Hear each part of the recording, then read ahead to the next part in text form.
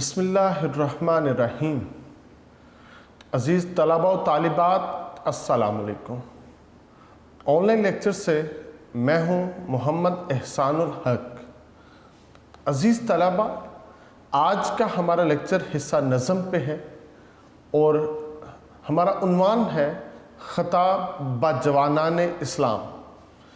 شاعر ہیں اس نظم کے علامہ محمد اقبال رحمہ اللہ۔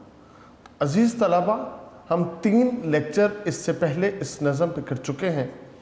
آج یہ ہمارا لیکچر نمبر 4 ہے، جہاں پہ ہم نے اپنے پچھلے لیکچر کا اختتام کیا تھا۔ آج وہیں سے اپنے لیکچر کا آغاز کر رہے ہیں۔ تمام طلبہ اب اپنے یونیک نوٹس اوپن کریں، ہم شروع کرتے ہیں آج کا لیکچر۔ عزیز طلبہ، یہ علامہ اقبال رحمۃ اللہ علیہ کی جو نظم ہے خطاب با جوانان اسلام، اس پہ ہمارا یہ لیکچر نمبر 4 ہے۔ ہم نے پہلے 3 لیکچر میں پہلے 7 اشعار کیے۔ آج اس چوتھے لیکچر میں ہم شعر نمبر 8 کو پڑھیں گے۔ علامہ اقبال رحمۃ اللہ علیہ اس شعر میں کہتے ہیں، گوا دی ہم نے، ضائع کر دی ہم نے، جو اسلاف سے میراث پائی تھی۔ جو ہم نے اسلاف سے ورثہ لیا تھا نا، جو وراثت ہم نے حاصل کی تھی، جو وراثت ہم کو ملی تھی، وہ ہم نے، اقبال کہتے ہیں، ضائع کر دی۔ سریا سے زمین پر آسمان نے ہم کو دے مارا۔ ہم زمین کی پستیوں سے نکل کر، زمین کی خاک سے ابھر کر، ہم اتنی ترقی حاصل کر چکے تھے کہ ہم نے جو سریا ستارہ ہے، جو سب سے بلند ہے، آسمان کے سب سے قریب ہے، ہم اس ستارے پر کمندیں ڈال چکے تھے۔ سریا سے زمین پر، اس جو سریا ستارہ تھا وہ ہمارے قدموں کے نیچے تھا، اس پر سے ہمیں زمین پر دے مارا، ہمیں زمین پر پھینک دیا، ہمیں پھر سے زمین کی پستیوں میں جو نا وہ پھینک دیا گیا۔ ہم زمین کی خاک میں خاک آلود ہو گئے۔ تو ہمیں کس نے پھینکا؟ آسمان نے۔ آسمان نے ہم کو زمین کی پستیوں پر سریا ستارے سے پھینک دیا،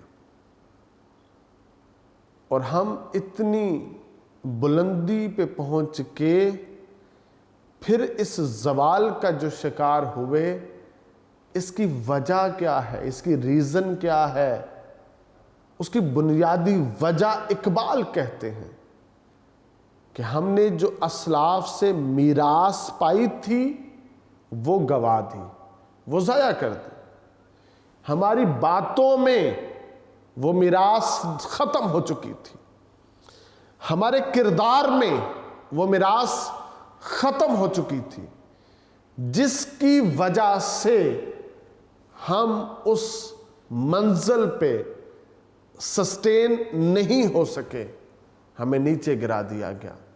اگر ہم اسی کردار کے وارث ہوتے جس کردار کے سبب وہ مکہ کی بے آب و گیا وادی سے نکل کر پورے عالم پہ چھا گئے، اگر وہی کردار ہمارا ہوتا تو ہم آج بھی اسی منزل پہ فائز ہوتے، آج بھی ہم سریا ستارے پہ ہوتے، آسمان ہم کو کبھی بھی زمین کی خاک میں نہ بھیجتا۔ مگر جس کردار کی حامل قوم کو یہ عزت ملی تھی، وہ کردار دنیا سے ختم ہو چکا تھا، وہ کردار ہم سے ختم ہو چکا تھا، وہ اوصاف ہم سے ختم ہو چکے تھے، جس کی وجہ سے ہمیں زمین میں پھینک دیا گیا۔ تو عزیز طلبہ، ہم نے اپنے بڑوں کی وراثت ضائع کی تو آسمان نے ہمیں بلندیوں سے پستیوں میں گرا دیا۔ کاش ہم اس وراثت کو ضائع نہ کرتے۔ یعنی اقبال کہتے ہیں ہم نے اپنے آباء و اجداد کی گود میں پرورش ضرور پائی ہے، ہم پیدا ضرور ہوئے ہیں، مگر ہم نے ان کی تعلیمات سے کچھ نہیں سیکھا، جس کی وجہ سے ہم زوال کا شکار ہو گئے۔ اگر ہم نے اپنے آباء و اجداد سے کچھ سیکھا ہوتا، ان کی تعلیمات حاصل کی ہوتی، ان کے کردار کو اڈاپٹ کیا ہوتا، ہم نے اس کو آئیڈیلائز کیا ہوتا، تو پھر ہم کبھی زوال کا شکار نہ ہوتے۔ ہم نے اپنے آباء و اجداد سے جو کچھ لیا تھا، ہم تو اس کے اچھے محافظ نہ بن سکے، ہم تو اس کی اچھی حفاظت نہ کر سکے، ہم نے اس کو ضائع کر دیا۔ اس بے پرواہی اور غفلت کا نتیجہ کیا ہوا کہ تقدیر نے ہمیں آسمان کی بلندی سے زمین پر لا پھینکا۔ بیٹا یاد رکھنا، یہ اصول ہے، نئی نسل کی تربیت ہمیشہ پرانی نسل کے زیر سایہ ہوتی۔ چنانچہ ہر نسل ماضی سے سیکھتی ہے اخلاقی قدریں، وہ سیکھتی ہے معاشرتی قدریں، وہ سیکھتی ہے سوچ کے نئے نئے زاویے، وہ سوچتی ہے پسند اور ناپسند کے معیار۔ جب ہم نے یہ ساری چیزیں ماضی سے نہیں سیکھیں تو پھر کیا ہوا؟ ہم سے ہمارا مقام چھین لیا گیا، ہم سے ہمارا مرتبہ چھین لیا گیا، اعلان کر دیا گیا ہم اس کے اہل ہی نہیں ہیں۔ جو رتبہ ان کو دے دیا گیا ہے، جو حیثیت ان کو دے دی گئی ہے۔ تو یاد رکھیں بیٹا، کورس تو لفظ ہی سکھاتے ہیں، کورس تو فقط لفظ ہی سکھاتے ہیں، آدمی بناتے ہیں۔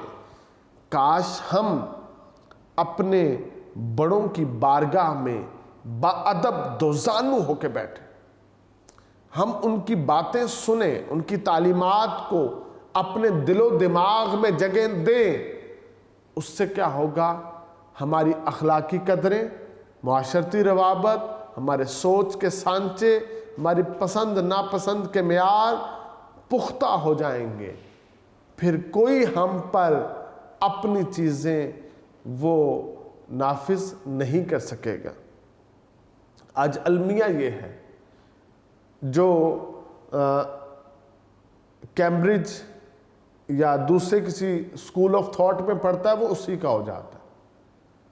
جو ہمارے یہاں پہ جو سرکاری اسکول ہیں، جو ان کی تھاٹ سے پڑھتا ہے وہ برطانوی حیثیت میں وہ وہیں پہ چلا جاتا ہے، جو مذہبی اسکول آف تھاٹ میں پڑھتا ہے وہ ویسا ہو جاتا ہے۔ ہم ایک رنگ میں آج نظر ہی نہیں آتے۔ تو کیا ہے، ہمارا تو اسکول آف تھاٹ صرف جب تک ایک رہا اس وقت تک ہی ہم دنیا کے حاکم رہے۔ جب ہم سب کی سوچیں بدل گئیں، ہم سب کے کردار بدل گئے، تو پھر ہمیں یہ زوال دیکھنا پڑا۔ تو بیٹا، جب نئی نسل اپنے آباء و اجداد سے کچھ لینا نہ چاہے، ماضی سے اپنا تعلق توڑ لے، تو پھر اس کا مستقبل ہمیشہ خطرے میں پڑ جاتا ہے۔ مسجدیں مرثیہ خواں ہیں کہ نمازی نہ رہے، مسجدیں مرثیہ خواں ہیں کہ نمازی نہ رہے، یعنی وہ صاحب اوصاف حجازی نہ رہے۔ تو بیٹا اقبال کا موقف یہ واضح ہے کہ ہمیں اپنے آباء و اجداد سے جو چیزیں ملی تھیں ہم نے ان کو فراموش کر دیا ہے، ہم اس کی حفاظت نہیں کر سکے۔ جب ہم اس کی حفاظت نہیں کر سکے تو ہم وہ سب کچھ چھوڑ بیٹھے، جس کا نتیجہ یہ نکلا کہ ہم زوال کا شکار ہو چکے ہیں۔ جب بیٹا ہم زوال کا شکار ہیں تو پھر کیا کیفیت ہے؟ اے خاصۂ خاصان رسل وقت دعا ہے، اے خاصۂ خاصان رسل وقت دعا ہے، امت پہ تیری آگ کے عجب وقت پڑا ہے۔ آج تیری امت پہ جو ہے نا وہ عجب وقت پڑ چکا ہے۔ یہاں یہ بات واضح رہے کہ ماضی کے مسلمان عمل پر یقین رکھتے تھے، وہ علم کے طلبگار رہتے تھے، وہ اخلاقی حوالے سے اعلیٰ سطح پر زندگی گزارنے کے عادی تھے، لیکن ہم عمل سے دور ہو گئے ہیں، ہم علم سے بے بہرا ہو چکے ہیں، آج ہم اخلاقی گراوٹ کا شکار ہو چکے ہیں۔ فقر عزیز طلبہ حیدری فقر ہے نہ دولت عثمانی ہے، تم کو اسلاف سے کیا نسبت روحانی ہے؟ آج ہمیں یہ سوچنے کی ضرورت ہے۔ شاعر اس میں سوالیہ مصرع وہ ایڈ کرتا ہے کہ تم خود سوچو کیا تمہیں اپنے آباء و اجداد سے کوئی روحانی نسبت ہے کہ نہیں ہے۔ عزیز طلبہ، علامہ اقبال رحمۃ اللہ علیہ اپنی اس نظم کے شعر نمبر 9 میں کہتے ہیں، حکومت کا تو کیا رونا کہ وہ ایک عارضی شے تھی، حکومت کا تو کیا رونا کہ وہ ایک عارضی شے تھی، نہیں دنیا کے آئینے مسلم سے کوئی چارہ۔ اقبال کہتے ہیں جو دنیا کا آئین مسلم ہے نا، پختہ آئین جو یونیورسل ٹروتھ ہے، اس سے کوئی چارہ نہیں ہے، اس سے کوئی چارہ نہیں ہے۔ اور یاد رکھنا تمہاری کوششیں ہیں حکومت میری ہو جائے، حکومت میری ہو جائے، حکومت کا تو کیا رونا، حکومت کا رونا نہیں رونا چاہیے کہ وہ ایک عارضی شے تھی، کہ وہ تو عارضی چیز تھی، وہ تو عارضی چیز تھی۔ قائد اعظم رحمۃ اللہ علیہ کے راستے میں کیا کچھ نہیں پھینکا گیا کہ تم ہندوستان کا بٹوارا نہ کرو، صرف ادھر سے انگریز کو بھیجتے ہیں، ہم تمہیں ملک کا وزیر اعظم بنا دیں گے۔ تو آپ نے حکومت نہیں لی، آپ نے صرف مسلمانوں کے لیے جو ضروری سمجھا وہ لیا۔ نبی پاک علیہ الصلوۃ والسلام پہ بذات خود انہوں نے کہا یہ نئے دین کی جو آپ تبلیغ کرتے ہیں وہ چھوڑ دیں، ہم تمہیں دولت دیتے ہیں، ہم تمہیں بادشاہ دیتے ہیں، تم جس سے شادی کرنا چاہتے ہو ہم اس سے تمہاری شادی بھی کرواتے ہیں۔ انہوں نے ہر طرح کی لالچ دی، مگر کیا ہے جو بندہ مومن ہوتا ہے اس نے عارضی چیزوں کی طرف نہیں جانا ہوتا، اس نے آئین مسلم کو ترجیح دینی ہے، اس نے جو تسلیم شدہ آئین ہے نا اس کے خلاف نہیں چلنا۔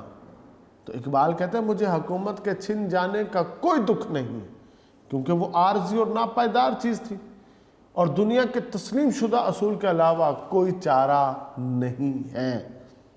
بیٹا ہمیں اسلاف سے وراثت میں جو چیزیں ملی ہیں اس میں ایک چیز حکومت ہے اور دوسری علم ہے، ٹھیک ہے نا، یہ دو چیزیں ہمیں ملی۔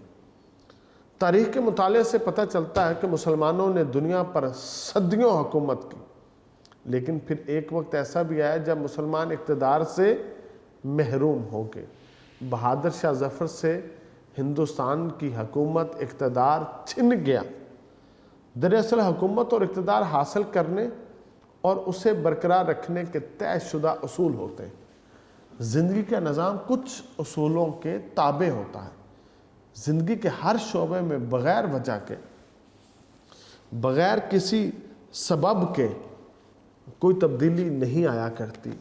انہی میں حکومت اور اقتدار میں جو لوگ شامل ہوتے ہیں، اگر کوئی قوم عروج اور ترقی حاصل کرتی ہے تو اس کے اسباب ہوا کرتے ہیں، اور اگر وہ زوال کا شکار ہوتی ہے تو وہ بھی بغیر وجہ کے نہیں ہوتی۔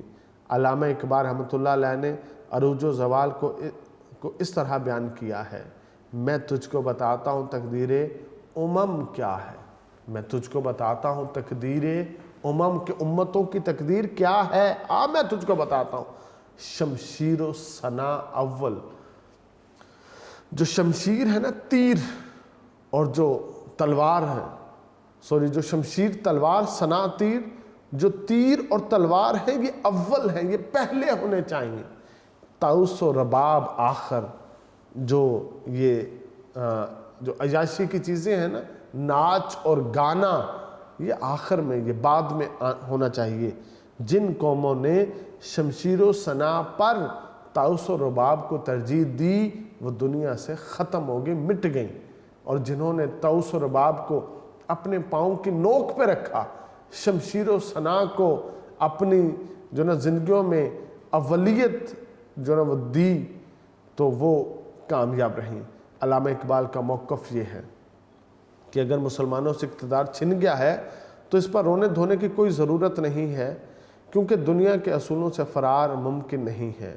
مسلمانوں نے علم اور عمل کا دامن چھوڑ دیا تھا، اخلاقی گراوٹ کا مسلمان جو تھے یہ شکار ہو چکے تھے، ان کے درمیان اتفاق و اتحاد ختم ہو گیا تھا، تو اس کی وجہ سے یہ زوال مسلمانوں کو دیکھنا پڑا تھا۔ عزیز طلبہ، طارق ابن زیاد نے اندلس کی سرزمین کو بڑی محنت اور مشقت کے ساتھ حاصل کیا تھا، وہ کوئی آسانی سے حاصل نہیں کیا تھا۔ یہ بھوکی اور تھکے ماندے سپاہیوں کے ساتھ وہاں پہ اترے تھے اور بحری بیڑا جلا دیا تھا، اور کہا تھا قرآن کا واضح فیصلہ ہے، ایک مسلمان 10 کافروں پر بھاری ہے۔ تم تھکے ہو میں مانتا ہوں، تم بھوکے ہو میں مانتا ہوں، لیکن میں یہ بھی مانتا ہوں کہ ایک مسلمان 10 کافروں پر بھاری ہے۔ ان کافروں کے سروں کو کاٹو، راستے بناؤ اور گزر جاؤ، اور تم ایسا کر سکتے ہو۔ انہوں نے ایسے کیا۔ ایک وقت گزر گیا، الفانسو نے اندلس پہ حملہ کر دیا، اور مسلمان اس وقت اس بھدے موضوع کے اوپر مناظرہ کر رہے تھے، شمشیر و سنا اول کا درس بھول چکے تھے، ان کی تلواریں ان کے میانوں میں زنگ آلود ہو چکی تھیں، اور یہ گفتار کے اتنے بڑے غازی بن چکے تھے، جو مناظرہ کر رہے تھے کہ یہ جو سوئی کا سوراخ ہے جس میں دھاگا ڈالا جاتا ہے، اس نکے سے اونٹ کی قطار گزر سکتی ہے کہ نہیں۔ اس موضوع پہ مناظرہ تھا۔ انہیں بتایا کہ الفانسو نے شہر پہ حملہ کر دیا۔ وہ کہتے ہیں کوئی بات نہیں، ابھی اس میدان میں تو نہیں آیا، شہر میں داخل تو نہیں ہوا، شہر کے باہر ہے، بڑا وقت ہے، ہم پہلے اپنے اس مناظرے کا فیصلہ کر لیں۔ پھر بتایا گیا شہر میں داخل ہو گیا، کہتے ہیں ابھی بھی بڑا وقت پڑا ہے، ہمارے میدان تک نہیں پہنچا، پہلے اس مناظرے کا فیصلہ کر لیں۔ پھر بتایا اس نے میدان کو گھیر لیا، کہتے ہیں ابھی بھی بڑا وقت ہے، پھر وہ میدان میں داخل ہو گیا۔ الفانسو نے بغیر خون بہائے اس نے اندلس کو فتح کر لیا تھا، کیونکہ ہم نے اپنا دفاع نہیں کیا تھا، ہم نے شمشیر و سنا کو جو زنگ آلود کر دیا ہوا تھا، ہم نے طاؤس و رباب کو پہلے کر لیا تھا، ہم نے گفتار کے غازی ہم زیادہ بن چکے تھے، جس کی وجہ سے ہم سے ہمارا اقتدار چھین لیا گیا۔ تو اس پر اقبال کہتے ہیں اب رونے کی ضرورت نہیں ہے، کیونکہ دنیا کے اصولوں سے فرار ممکن نہیں ہے۔ مسلمانوں نے عمل کا دامن چھوڑ دیا، مسلمانوں نے علم کا دامن چھوڑ دیا، مسلمان اخلاقی گراوٹ میں گر گئے، ان کے درمیان اتفاق ختم ہو گیا، مسلمانوں کے درمیان اتحاد ختم ہو گیا، فرقہ بندی ہے کہیں اور کہیں ذاتیں ہیں، فرقہ بندی ہے کہیں اور کہیں ذاتیں ہیں، کیا زمانے میں پن پنے کی یہی باتیں ہیں؟ کیا زمانے میں پھلنے پھولنے کی یہ باتیں ہیں کہ کہیں پہ فرقہ بندی اور کہیں پہ ذاتیں لیے بیٹھے ہو؟ یوں تو سید بھی ہو، مرزا بھی ہو، افغان بھی ہو، تم سبھی کچھ ہو، بتاؤ تو مسلمان بھی ہو؟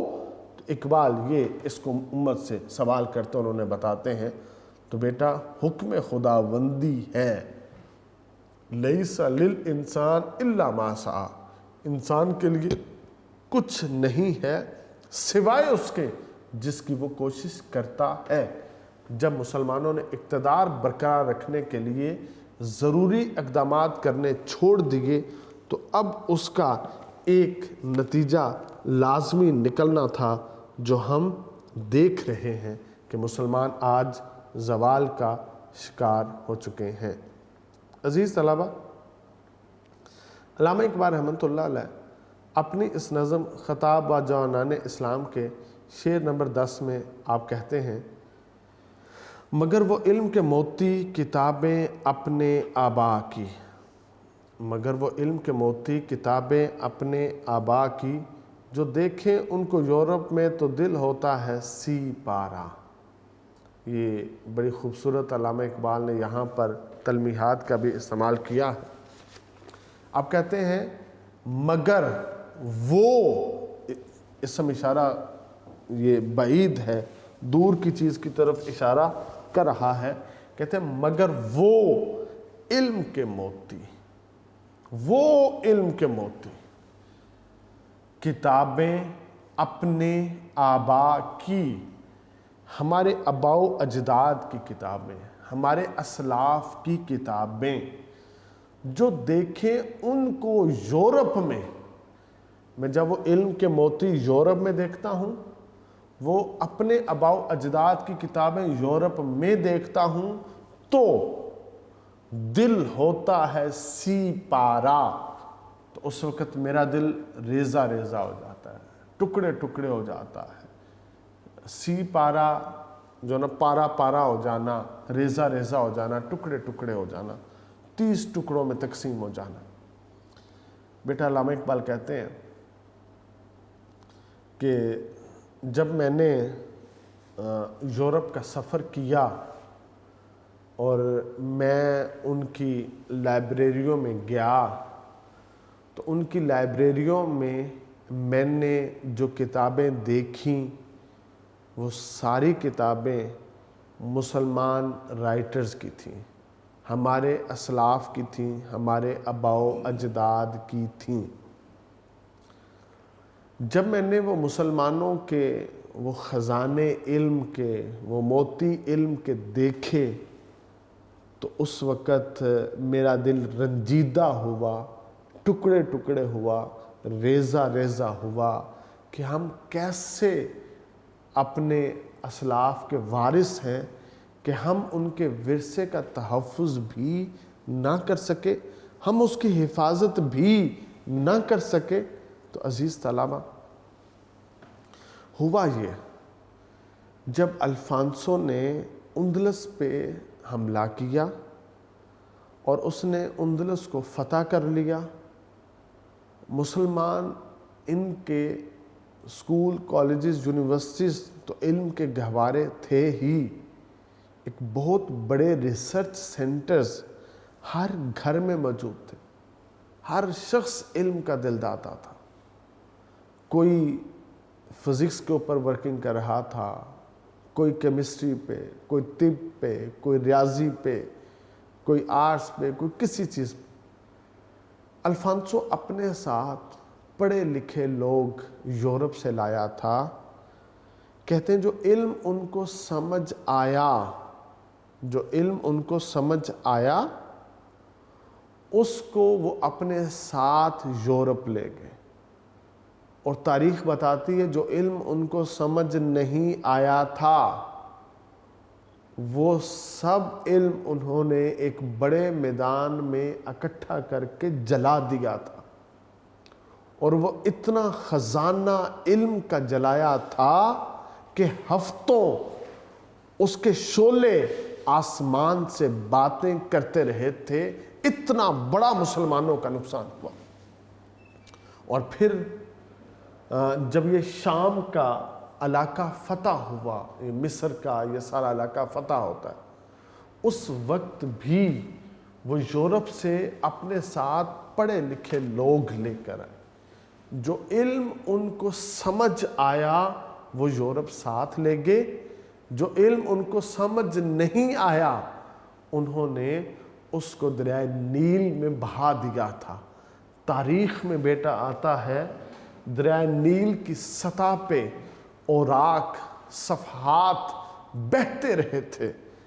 تو اقبال کہتے ہیں کہ جب میں نے اپنے آباؤ اجداد کی کتابیں یورپ میں دیکھیں کہ یہ تو مسلم ممالک کے پاس ہونی چاہیے تھی, یہ تو مسلمانوں کے پاس ہونی چاہیے تھی, مگر جب میں نے وہاں پہ دیکھی تو میرا دل ٹکڑے ٹکڑے ہو گیا.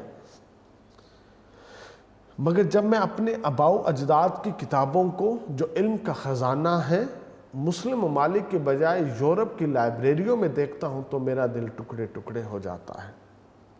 انسانی زندگی میں بہت سی چیزیں ہوتی ہیں لیکن ہر چیز کی اہمیت الگ ہوتی ہے. بعض چیزوں کی اہمیت معمولی ہوتی ہے اور بعض چیزوں کی جو اہمیت ہے وہ معمولی درجے سے اوپر کی ہوتی ہے.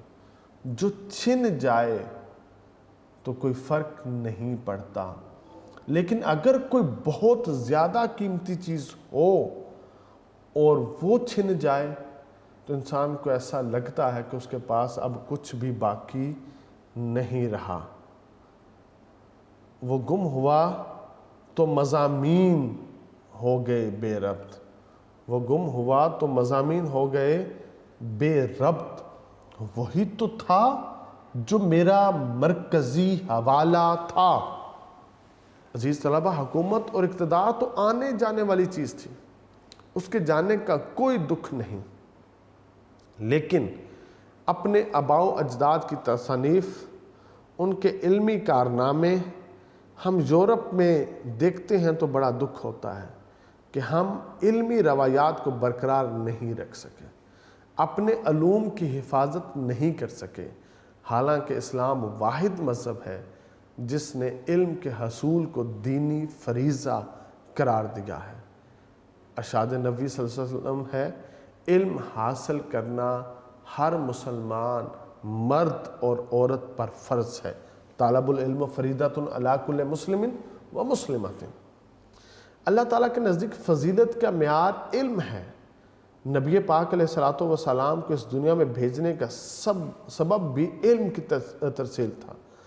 رسول اللہ صلی اللہ علیہ وسلم تم میں اس لیے بھیجا گیا ہے, رسول تم میں اس لیے بھیجا گیا ہے کہ وہ تمہارے سامنے آیات کی تلاوت کرے, تمہارا تزکیہ نفس کرے اور تمہیں وہ کتاب و حکمت کی جو تعلیم ہے وہ دے.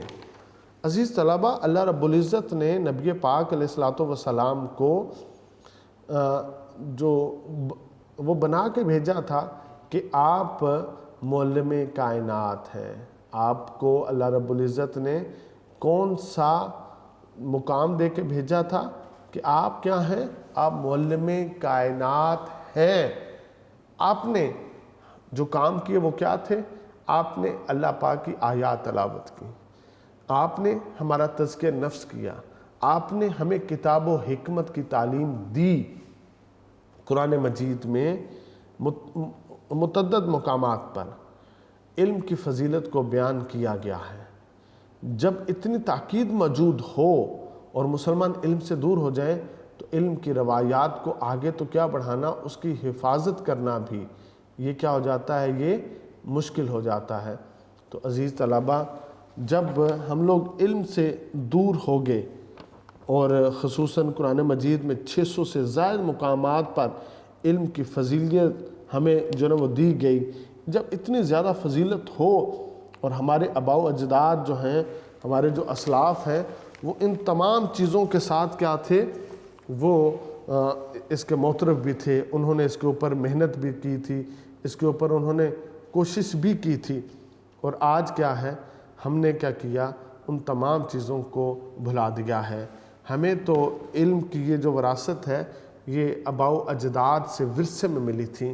تاریخ کے مطالعے سے ہمیں پتہ ہے, ہمارے اسلاف نے سائنس کا ہر مضمون کا تعارف کروایا, کئی قیمتی کتابیں لکھیں، لیکن افسوس کہ آج ہمارے اسلاف کی کتابوں سے انگریز مستفید ہو رہے ہیں۔ اقبال کا کہنا ہے، جب میں اپنے بڑوں کی کتابیں یورپ میں دیکھتا ہوں تو میں ٹکڑے ٹکڑے ہو جاتا ہوں۔ پردیس میں نا صبور ہوں میں، پردیس میں نا صبور ہوں میں، پردیس میں نا صبور ہے تو، عالم کا عجیب ہے نظارہ، دامن نگاہ ہے پارا پارا۔ عزیز طلبہ، علامہ اقبال رحمۃ اللہ علیہ اب اپنی اس پوری نظم کو آپ شعر نمبر 11 میں جو نا وہ سمیٹتے ہیں۔ آپ کہتے ہیں، غنی روزے سیاہ پیر کنعان را تماشا کن۔ غنی کشمیری شاعر ہے، یہ فارسی زبان کے شاعر ہیں۔ اے غنی شاعر کا نام ہوگا، تخلص ہو۔ روزے سیاہ، روز دن کو کہتے ہیں، دن سیاہ ہو گیا کس پہ؟ پیر کنعان، کنعان کے بوڑھے پہ۔ کنعان کا بوڑھا کون تھا؟ حضرت یعقوب علیہ السلام۔ را تماشا کن، اب تماشا بن چکے تھے۔ آپ کیا بن چکے تھے؟ تماشا، کہ نور دیدہ اش، کہ نور دیدہ آنکھ اش، ان کی آنکھ کا نور۔ بیٹا نور نظر ہوتا ہے نا، تو وہ ان کی آنکھ کا نور روشن کند، وہ روشن کر رہا تھا چشم زلیخا را، زلیخا کی نظر کو۔ یعنی کہ بڑی خوبصورت بیٹا اس میں تلمیح ہے کہ بیٹا حضرت یعقوب کا ہو، اور جب ان کے پاس سے وہ چلا جائے، یعنی حضرت یوسف ان کی آنکھ کے نور جب ان سے جدا ہو گئے، تو پیچھے حضرت یعقوب کی کیا حالت ہوئی؟ نور نظر کے جانے سے یہ نابینا ہو گئے، ان کو نظر نہیں آتا تھا، ان کو دکھائی نہیں دیتا تھا، مگر یہ نور جہاں تھا، جن کے پاس تھا، وہ اس سے فائدہ حاصل کر رہے تھے، وہ اس سے نفع حاصل کر رہے تھے، وہ اپنی آنکھوں کو اس سے روشن کر رہے تھے، ان کے پاس بینائی موجود تھی۔ تو بیٹا کیا بتایا؟ جب یہ کتابیں ہمارے پاس تھیں، جب یہ علم کے موتی ہمارے پاس تھے، تو ہم یعقوب کی طرح نور والے تھے، ہم دیکھ رہے تھے۔ جب یہ کتابیں ہم سے دور چلی گئیں، جن کے پاس گئیں، پھر ان کتابوں سے انہوں نے فیض لیا، ان کتابوں سے انہوں نے علم لیا، تو پھر وہاں کی زلیخا، وہاں کے لوگ، انہوں نے اس علم کے موتیوں سے نفع حاصل کیے، فائدے حاصل کیے۔ بیٹا یورپ نے ہماری بنیاد پر، ہماری کتابوں پر انہوں نے یہ ساری ترقی حاصل کی ہے۔ کاش یہ سارا علم، یہ علم کا خزانہ ہمارے پاس ہوتا اور ہم اس پر تعمیر و ترقی کرتے، تو ہم آج دنیا کی سپر پاورز میں سے ہوتے۔ مگر افسوس ہم نے اپنے بزرگوں کے خزانے کی حفاظت نہیں کی، اور جس کی وجہ سے اس مرتبے سے ہمیں نیچے گرا دیا گیا۔ آج ہم زوال کا شکار ہیں۔ اللہ رب العزت جو ہے ہمیں توفیق دے کہ ہم اپنے بزرگوں کے اساسوں کی، ان کے ورثوں کی، ان کے جو مشاعر ہیں، ہم ان کی حفاظت کر سکیں، اور اس سے ایسا نور حاصل کریں، ایسا فیض حاصل کریں کہ ہم اپنا کھویا ہوا مقام پھر سے حاصل کر لیں۔ عزیز طلبہ، علامہ اقبال رحمۃ اللہ علیہ نے ہمیں اس نظم کے اندر یہ خوبصورت اسباق دیے ہیں جو ضروری ہیں کہ ہم ان کو یاد کریں اور اپنی زندگی میں اس کا اپلائی کریں۔ اللہ رب العزت اب تمام طلباء کا حامی و ناصر ہو۔ اللہ آپ سب کو علم نافع عطا فرمائے۔ والسلام۔